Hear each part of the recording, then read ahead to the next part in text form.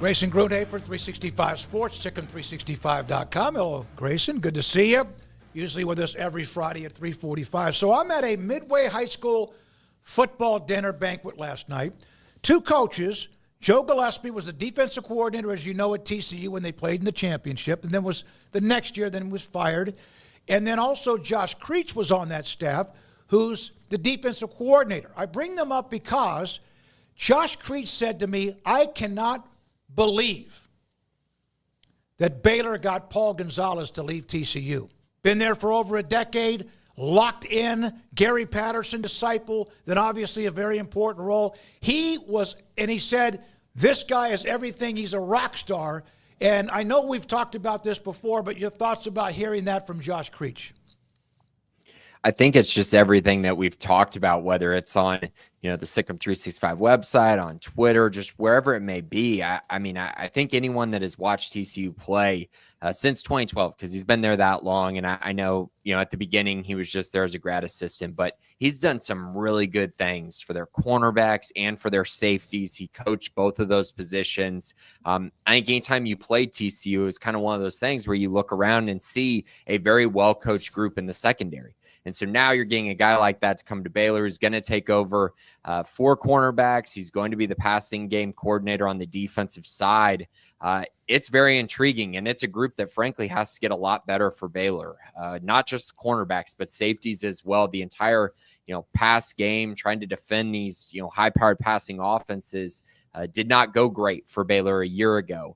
And now they need to take strides in the right direction. I think Paul Gonzalez is going to do a really good job of that. And adding on to the fact that he was at TCU for as long as he was, and he turns his sights to Waco and ends up at Baylor.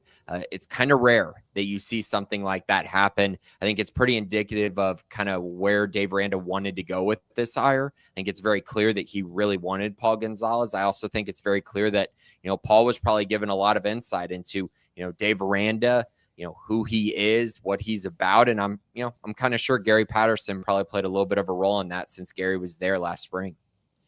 Carson Hall is the new linebackers coach, Western Kentucky. Grayson, I'm not going to pretend to know anything about Western Kentucky linebackers. So what can you tell us about Carson Hall and how he fits, the outside linebackers, right?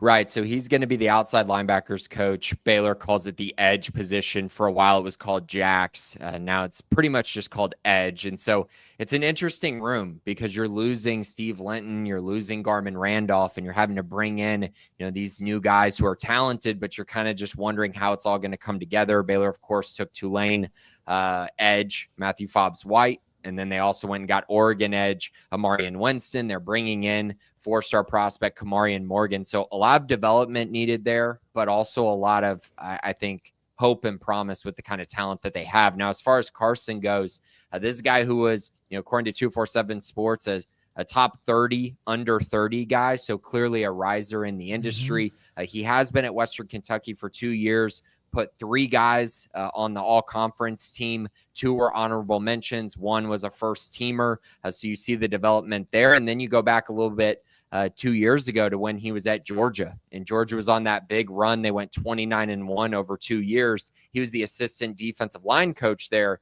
And that group had just incredible talent. 4 first-round picks during that time period on the defensive line, which is where he was, helping coach. And so a lot of reasons to think he's going to be a really, really good coach and an up-and-coming coach as well. So you're kind of getting him, kind of at the beginning of his coaching journey a little bit. But I'm very curious to see how he does as a recruiter, being a younger and dynamic guy, see how that kind of works out. And then also, has he developed this group that I think is good, but also a group that definitely needs to be developed during the spring and, of course, the fall. How much do you think either of those two positions needs to go and find some more bodies, or do you feel like they're both pretty well set up at this point? I've been thinking about this a lot. I think cornerback needs to be addressed. I don't see how they don't add at least one cornerback. I like the group that they have. I still think there is talent there. And I know, they had up and down season last year, and Lorando Johnson was their best cornerback this year, and he's gone. But I still think Caden Jenkins is a really good player. I know he's going to get a lot of heat for what happened in the LSU game, but I still think there's a lot there. I could see them moving Carl Williams back to cornerback, which is what he played as a freshman. I could see that move happening, which would obviously help alleviate some concerns there. Aside from that, you got Tevin Williams, who's a veteran in that room, a guy who I think they are counting on to be in the two deep and play a lot as long as he can stay healthy, which has kind of been his biggest issue. And then you got some other guys that played a lot last year, Reggie Bush, LeVar Thornton. You got some other guys there, but I think getting one more guy out of the portal and then potentially moving Carl Williams could be options to alleviate some concerns there. And then you look at the edge position, and, the deeper that I've looked at this, the more that I've kind of felt like if they can find a guy who's a difference maker, a guy who just can be a really good pass rusher, a proven pass rusher, I just feel like they probably would need to make that move, even though they have some older guys now with the transfers they brought in, and they have a lot of guys in that room. It just feels like that was an area that was really lacking for them a year ago, getting pressure on the quarterback. And I think a lot of that impacted the secondary, and it does, right? If you're able to get a pass rush on the quarterback, it helps the secondary immensely, makes them look a whole lot better. So I do think that both those areas could be addressed, but cornerback is probably the one that I'm more certain that they're probably going to have to add something to that room. Who's their best cover corner? I think it's Caden Jenkins. Okay. And I think that's I know a lot of people have, again, the last game of the year was not good. Caden really struggled in that game. But if you look at guys who, think it's if you played over 200 snaps, Caden Jenkins was still a top 5 defender graded wise on PFF this year. And I know that doesn't mean everything. And I know when you watch the games, at times he did struggle. But I do think he is still very, very good. And he still at times last year proved to be very good. So I do still think it's him. Carl Williams would probably be up for that debate as well if he did move back to corner. But right now, he's still at safety. In Dave Aranda's offense, what's more important? Who's the better cover, the cornerback room or the safety / star? I said defense. The cornerback room or the safety star, that position? That's a good question. I would say you go back to his, the best year, 2021, and they had an elite star. And I do think that having an elite star is probably one of the areas that can make up for so much for a defense, but also trying to ask for a team to have another Jalen Petrie is a very tough ask. So I would say that it is that position. I think it's more important personally than cornerback. They still need key attributes at cornerback. They need guys that are physical. They typically favor length, favor some speed. But I do think if you have a difference maker at star, it's just that ability to create havoc all over the field, cover the slot, just be a nuisance, really, and get in the backfield, affect the run game. I just think they impact a whole lot more, specifically in this scheme, than having one good cornerback, because I think you can just attack the other side of the field or attack the defense in different ways. I think star makes that a little bit more difficult. Grayson Grundhoefer, 365 Sports. Craig? Grayson, how you feeling about Baylor men's basketball, that Arizona game? Not a great showing, especially that first half. Made it respectable there by the end, I guess. But, 11-5, 3-2 in the Big 12, right there in the middle of the league. And we know Arizona's a good team. But, thoughts on that loss, what's ahead, and just sort of where they are right now? I think the most disappointing part of it is just the way that they've played, right? It's not so much losing to Arizona on the road. A lot of teams are going to lose to Arizona on the road. That's fine. That happens. But it's the way you're losing these games where Baylor's just getting down by a ton of points and then trying to claw their way back and find a way to win a game late, or find a way to, put together a miracle comeback. And it's just kind of one of those things like, why didn't this happen at the beginning of the game? And it requires all these adjustments, but you can't be down by 20 plus points at halftime and then expect to win games. That just doesn't happen very much. And when you look at some of the games that they've played this year, they've struggled, especially on the road. That Gonzaga game really stands out. The neutral site game against Tennessee really stands out. This Arizona game, of course, stands out, even though it ended up only being 11. Just not very good showings. And I think it is important to remember Baylor has pretty much beaten all the teams that they're supposed to beat. Baylor's pretty much taking care of business, at home. They've done a good job there. It's just when they're facing these kind of better, higher level teams and they're facing them away from home, they're really struggling. And I know they beat St. John's, but that game was really a complete coin flip. Whereas a lot of these other games that Baylor's played haven't been. I guess you could say the UConn game was somewhat a coin flip as well, going the other way. But I think in general, this is a Baylor team that clearly has some flaws. They clearly have a lot of room for improvement. They need to get better. But the problem is I just don't know if they have the personnel for that. And it's not to say that they don't have good players. It's just, they don't have dynamic wings. And with Langston Love and Jalen Celestine out, that has become even more of a glaring weakness. They don't have a lot of depth down low.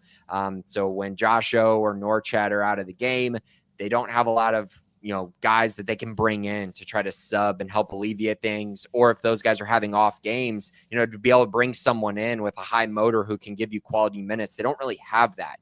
So their depth is lacking. Some of their key guys are hurt. We don't really know if that's going to change. Langston's been hurt for, the better part of the last 3 years. And so I just don't know if we can, expect something to change. I think this team can try to solve some things. I think they somewhat have defensively. But in general, I don't think it's a complete solution. And I think a big part of that is just because of the personnel on the roster. All right. It seemed like to me that they are immediately down 7-10. Like it started with Gonzaga. Then they had that little – and then they're always – it just wears your ass out when you're down 15 or 12 or 9 all night long. And then sometimes you can get over the hump, and they did that when they were unbelievably good with the guard play.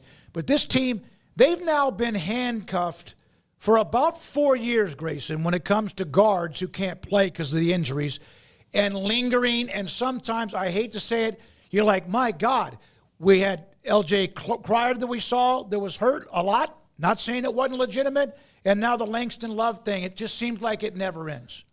It really does, and it's also kind of tough because LJ has been very healthy during his time at Houston. So it's also like, what happened there? He did change his body a lot when he left Baylor, and it's clearly helped him. Langston just has had some bad luck. I mean, the eye injury that he had, are you kidding me? Like that's such a random thing, but it happened to him. Of course, he got hurt very early in his career with the ACL injury as well. And now it's just this lingering ankle thing. And I hope he gets back healthy. I don't know if you can expect it, though. I don't know if it was a great idea for Baylor to expect that either, to be honest. And so it's tough to see for both sides. And I just hope Langston gets back healthy, because when he is healthy, he's really, really good, and he can change a lot of things for Baylor because of his experience, his size, his physicality. And the way Baylor's been playing this year, they want to switch everything. And if you're going to switch everything and all you have is 6'1" guards who are small trying to guard, these 6'10" post players, it's really tough. At least with Langston, he gives you some physicality. And then, of course, he's more like 6'4", 6'5". So there's a little bit more there. And that's really, killed Baylor, those switches. They have not been able to completely figure it out. No. And it's like you said, there's just this avalanche, it seems, where the other team just keeps taking advantage of it. And then Baylor's finally able to, flip some things and pivot a little bit. And then the other team finds another way to kind of attack them. And that's been just really hard to watch. And again, that's a personnel thing, because you're having to switch because of the personnel that you have on the court. All right. Thank you, buddy. Have a great weekend, Grayson. Thank you so much, Grayson, with the notes about the assistant coaches, and then also with some of the pieces they have.